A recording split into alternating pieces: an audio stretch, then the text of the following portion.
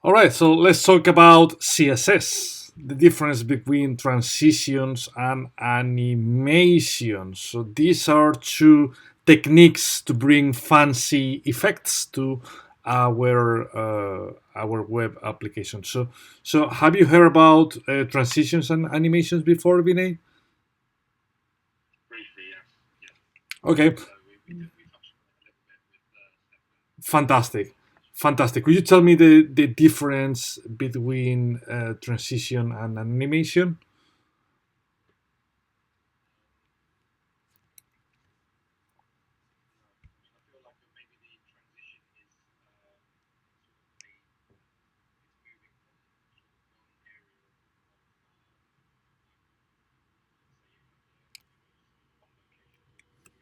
Yeah. Yeah. No, that's not the difference, Mire. So the difference is the way they are triggered. So an animation is something that can happen automatically, as we'll see in a few minutes. Something that as soon as you refresh the page, boom, then you get something moving around the screen. However, a transition is something that is essentially triggered by the user. So the user needs to trigger an action to trigger a transition. We'll see what that means in a minute. Transitions are simpler, but animations are more powerful. So depending on what we need to do, we'll use one or the other. So first of all, let me present a single example. So on the last week, you already show a bit of stateful components. So let me create a very basic component in React. So just basic constructor. If you struggle with any of these principles, to see someone is joining, so just give me a second, please. Oh, here you go. Man is joining. Hey, man. Good evening, man. We are just starting to present the workshop about transitions versus animation. I think you are on mute. So it would be great if you could unmute yourself so then you can participate on the session at any time. Cool. So yes, he said, if you don't really remember how to create a stateful component, Vinay or Man, please refer to the last workshop we recorded on the last week. It was last Thursday, 1 week ago. Yeah. So I mean something very simple just for testing purposes. So let me create a function, return, and then some div hello app. Something very, very, very simple. And then back to my web browser to see if my app is rendering or not. Let me refresh it. It's a bit slow. My laptop is very slow today. Yeah, so when you create a function, we need to type super. So this is just the setup of the React component. So hopefully if we refresh again, give me a second. Here you go. You got the hello app message. So what I'm going to do is I'm going to add, if you remember the component did mount, do you remember, Vinay, what the component did mount method was about?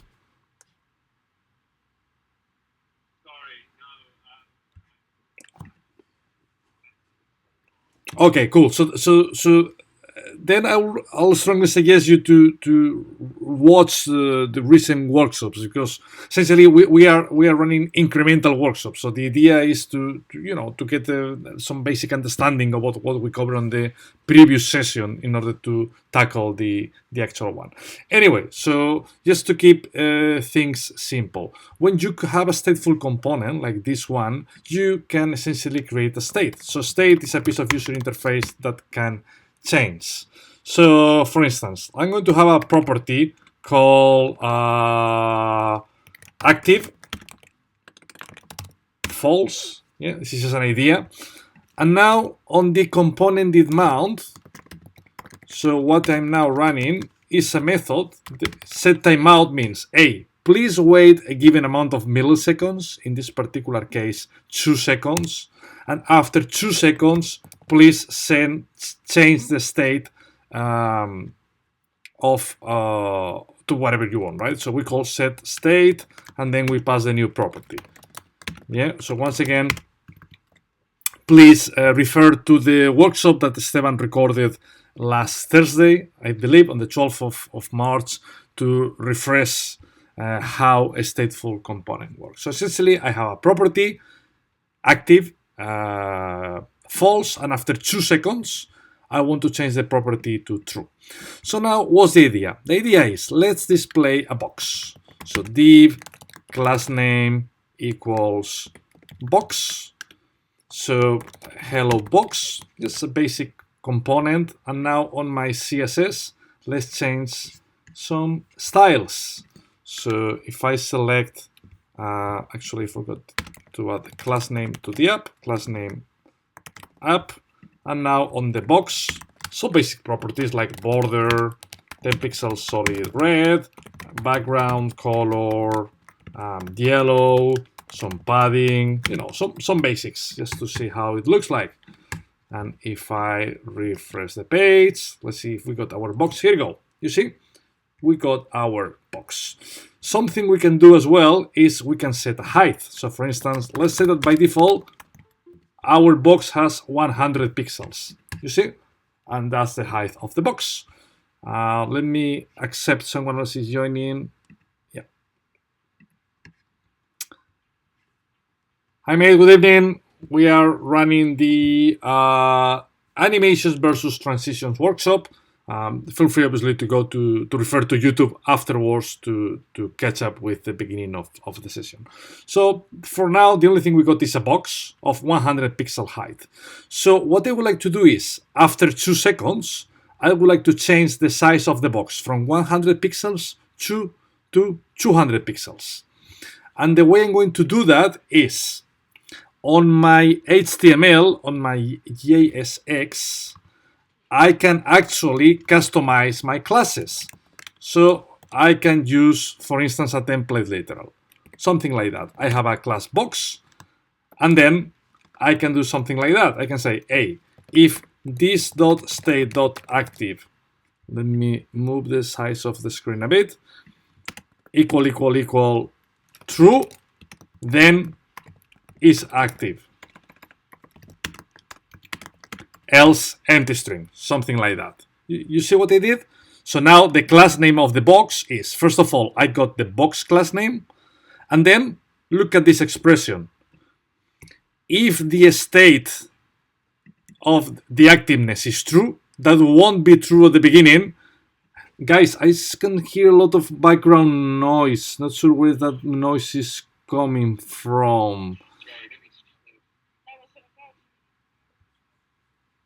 Cool, thank you, Anna. So yeah, cool, thank you very much. So yeah, oh sorry guys. Yeah, I'm going to guys, please mute yourself if you don't mind, and of course feel free to unmute yourself at any time to participate, because there is a lot of background noise and it's a bit complicated. Cool, thank you guys, appreciate it. So yeah, as we were saying, we got an element with class name box. The class name box will be there forever, and then please pay attention to the expression on the right hand side. If the element is active, you see, this is just a property I'm setting. By default, it's false, but after 2 seconds, I'm changing the property to true. So when the element is active, then I'm changing the value to true. So if the element is active, I'm adding a second class name, is active. Let's see if that's working or not. Let me enable DevTools. Remember to enable DevTools, you click Inspect. Let me move it to the right-hand side. Yep, so let me zoom my DevTools a bit. Let me check if my box has the isActive class. You see, look, at the moment, the isActive class is added. But if I refresh the page, you will notice this class takes 2 seconds. You see, nothing, boom. After 2 seconds, the class is added. So what am I trying to achieve? I'm trying to change my class name to change something. So now whenever the class changes, then I would like to change my styles. So my box by default has 100 pixels height. So now I can refer to the box whenever it's active, then I can set that the height is 200 pixels. You see, box.isActive. So if I have a box with the class isActive, in other words, both classes are there, then look at what happened if I refresh the page. 1 second, 2 seconds, boom. You see? Let me try again. By default, 100 pixels, and after 2 seconds, the box changes the height. Yeah, I mean, technically speaking, to be completely honest with you, there are different ways we could have achieved that effect. We are not animating anything yet. Yeah, we are just presenting. We are just presenting the problem. So what's the plan? The plan is, all right, so the height of the box is originally 100. After 2 seconds, the height is 200. But at the moment, we got two states, yeah, the original state 100 and the eventual state 200. It's the effect is very aggressive because it's immediately changing from one to the other. However, look, I can pass a new property called transition, and then I can specify 3 attributes. First of all, which property do I want to animate somehow? The height, yeah? The height will be dynamic from 100 to 200. The second property is how do we want to animate the box? Let's, for instance, present something called linear. I'll explain what linear means in a second. And finally, what's the duration of the animation? For instance, 1 second. Yeah. In other words, now it will take 1 second to change the height from 100 pixels to 200 pixels. Let's refresh the page and please pay attention to the difference. You see, by default, the height is 100, but now look, you see, the box is self-animated. Obviously, we can play with these values. Instead of 1 second, we can make the animation slower. So for instance, 10 seconds. So let's run it again. And see what happened. Now you will see how slow, you see how slow the animation is. It's not very smooth, unfortunately, because my laptop is a bit tired today. But I hope you agree with me that the element is animated. Back to the linear. Linear means at what speed the animation or the transition will run. Linear means the animation runs at constant speed. Yeah. So it doesn't accelerate, it doesn't decelerate. It runs at constant speed. I believe the most popular transition is called ease. Ease is like driving a car. You know, when you drive a car, first of all, you accelerate. And then when you want to stop the car, you decelerate. So the speed is not linear. Yeah. First of all, you get some speed and then you reduce the speed. So now it's a bit hard to see with on my laptop, so probably you cannot even spot anything. But yeah, this is a slightly more natural way of dealing with transitions. Yeah, yeah. And regarding transitions, that's pretty much it. Remember, it's something that runs on a given property, height, width, whatever. We just specify the type of transition, the speed essentially, and the duration.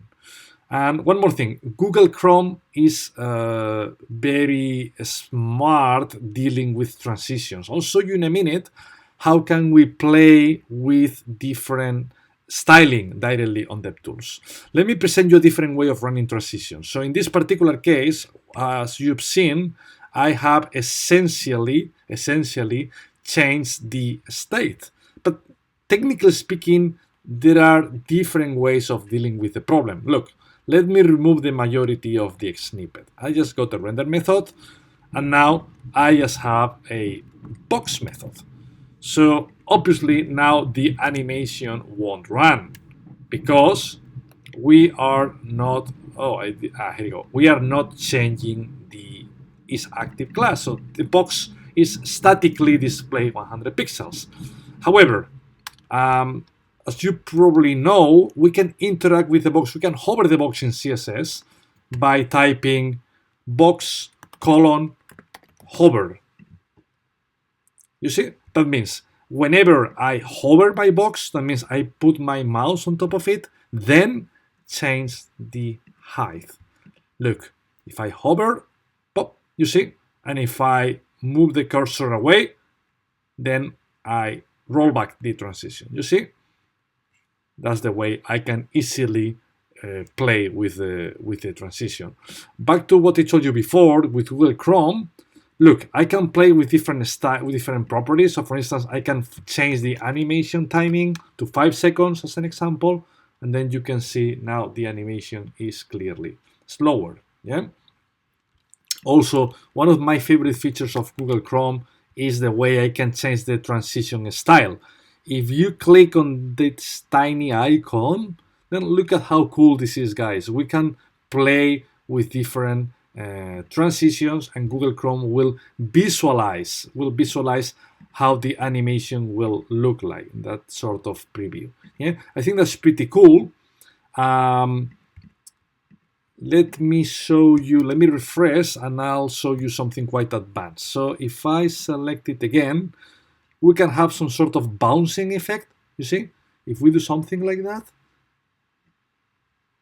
it's some sort of bouncing effect, you see? So now if I hover the box, you will see that instead of 100 pixels, the size will be shrink, so the box will be smaller for a period of time, then it will get expanded beyond 200 pixels, and then it will be slightly collapsed again. Just pay attention, guys. You see?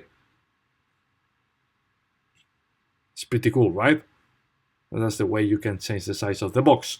By the way, remember, when you change DevTools, your changes are not persisted. So if you come across that transition and you like it, remember to copy it. Yeah, remember to copy the entire thing. Go to Google Chrome, and then not to Google Chrome. Sorry, go to Visual Studio Code and then paste it. So now your changes are persisted. So if I refresh the page, see, expanded, contracted, expanded, contracted. Yeah?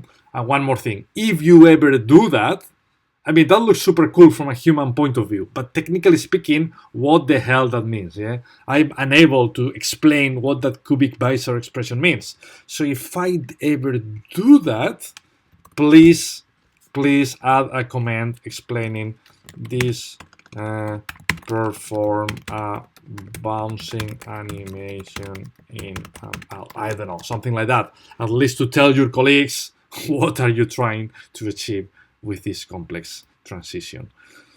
And that's pretty much it about the first part of the workshop. I would like to talk about now animations, but before that, do you have any questions, guys? Is there anything in particular you want to ask? Remember, by the way, you are probably on mute, so you have to unmute yourself and then ask whatever you want.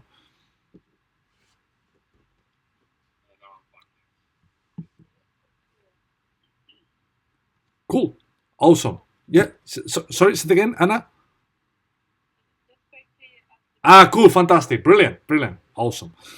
Fantastic, guys. So this is about transition. So you see, transition, just to recap, is essentially a way to tell the web browser, hey, please watch any changes on a given property. Could be height, could be width, could be padding, could be margin, any numeric property that can be interpolated from one number to the other can be under the control of the transitions. And now let's talk about animations. Animations don't need any trigger. You see, with transition, we have to trigger something. Either wait for a class change, either running a hover event, either clicking, I don't know. Something needs to happen. However, when talking about animations, the behavior is slightly different. I don't need to hover anything. In other words, I'm going to run the same sort of UI change of moving the height, changing the height of the box, but I don't want to hover, I don't want to click, I don't want to wait. As soon as I refresh the page, then I would like to trigger the animation. The syntax is a bit more complicated, but this is because animations are way more powerful than transitions. So we can control many details about how the animation will look like.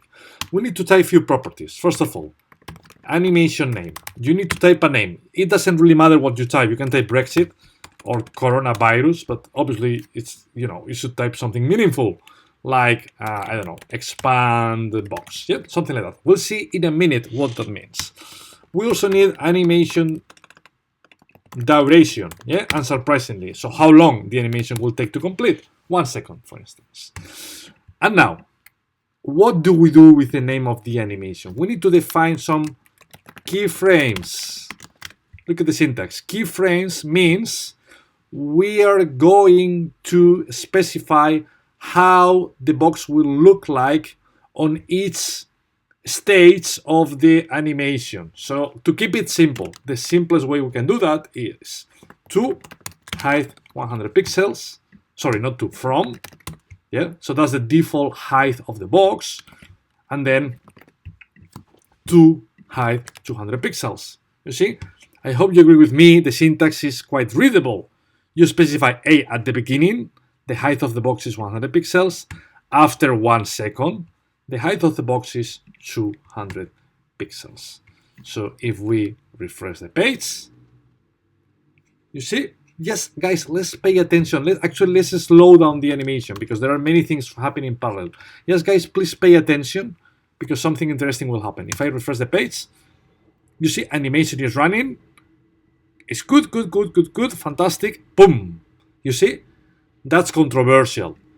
The animation is rolled back. Yeah? Is reverted once it's completed. I find that behavior a bit controversial. I never understood why CSS by default reversed the animation upon completion. I'm not a big fan of that behavior. However, we can thankfully change that very easily. We can run the animation in one direction from the beginning to the end and not vice versa by typing animation fill mode forwards. Yeah, that property is very important because if we do that and I refresh the page, once again, please pay attention, you see? Going. And once the animation is over, that's it. That's it. Yeah, nothing gets reverted, which is fantastic. Yeah, which is fantastic. You may be thinking, wait a minute, we are duplicating height 100 pixels. You see, by default, I got height 100 pixels. From, I got height 100 pixels. So now you may be thinking, can we, for instance, remove that one? I'll tell you something. Technically speaking, if I refresh the page and show you, you see, still works. I can still expand the box. However, there is a caveat. There is something you should take into consideration. There is a way to delay the animation. Imagine that you are visiting a website and you want to get you're creating a website and you want to get the attention of your customers after a couple of seconds. So you can type animation delay 2 seconds. That's fine. The animation won't run until the 3rd second, or until waiting 2 seconds. But then look what happened. Not sure if you noticed. Let me play again. By default, it doesn't have height 100 pixels. By default, it has a weird height of maybe 50 or 60 pixels. In other words, the from block doesn't apply as soon as the animation is triggered. Yeah? That's why you need to be careful. If you remove it from here, then the animation should trigger immediately. If you delay it because of whatever reason, you need to be careful. Personally, I'll tell you something. I never type from. What I always do is I define my default styles as part of the main class block, and then I only declare the final state. So now you will notice it doesn't matter how long it takes the animation to trigger. You see, it's correct from the beginning. From the beginning, the animation has a fixed height of 100 pixels, and then boom, after 2 seconds, it gets expanded. One more thing. So here you can obviously apply multiple animations. So for instance, I can change the opacity. Look, I can say, hey, by default, the box is fully transparent, opacity 0, and after starting from the second second number 2, then change the height and also change the opacity. Okay? That's why animations are so powerful, because we can combine multiple properties. We can change multiple properties at the same time. So now look, nothing, nothing, boom. And after 2 seconds, we start displaying our box. Let me try again. The box is fully transparent by default, and after 2 seconds, we start displaying it. If you really like animations, you can build really super crazy stuff. So at the moment, we got 2 states, right? We got the original state, that's by default, and we got the eventual state. But in reality, instead of declaring from and to, you can set up speed traps. For instance, at 80% of the time, I want this to be the properties on my box. And also, I can set at 100%, then I want to change something. Yeah, I don't know, something like that. Yeah. So let's slow down the animation a bit. Yeah. So let me recap. By default, the box will have height 100 pixels, fully transparent. Starting from second number 2, we will trigger the animation. The animation will run for 10 seconds. 80%, that means after 8 seconds, yeah, because that's 80% of the total duration. So after 8 seconds, the height will be 200 pixels and the box will be fully visible. 2 seconds later, that means on second number 10, so from second number 8 to second number 10, we are going to change the properties a bit. Now the height will be 150 pixels and the opacity will be 50%. I think there is someone else joining. Okay, cool. So yeah, I mean, let's run it. Let's see if it works. Look, you see the box expanding, and you will see in a second, but you see how eventually the box is shrinking a bit. Let me show you again. So second 1, second 2, then growing 5, 6, 7, 8, and at second 8, 9 and 10. Well, you see 9 and 10, the box gets collapsed. That's pretty much it regarding animations, guys. Do you have any questions?